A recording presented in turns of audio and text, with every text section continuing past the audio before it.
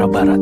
Jauh sebelum surau, jalan, dan pasar berdiri, hidup sebuah tradisi tua yang diwariskan dari generasi ke generasi.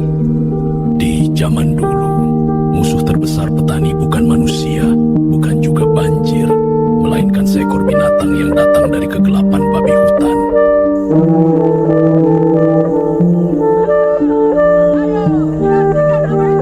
Kami datang! Ya Allah! Setiap kali babi datang, satu malam saja cukup untuk menghancurkan berbulan-bulan kerja keras petani.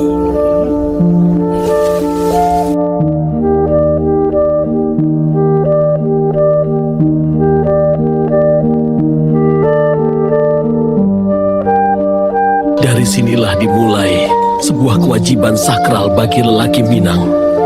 Tugas untuk menjaga sawah dan marwah. Anjing-anjing terlatih menjadi sahabat setia. Merekalah ujung tombak yang mengejar babi jauh ke dalam rimbuk. Menurut cerita Nenek Mama, tradisi ini sudah ada ratusan tahun lalu. Buru babi bukan sekadar hobi, melainkan sistem perlindungan kampung.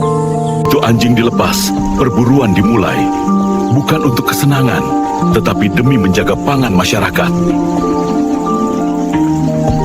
Ini adalah garis depan, sebuah medan perang sunyi antara perut warga yang lapar dan hama perusak yang rakus. Di detik ini, detak jantung pemburu dan anjingnya berdetak dalam satu irama purba. Satu kesalahan kecil, dan peran pemburu bisa... Hati-hati akan!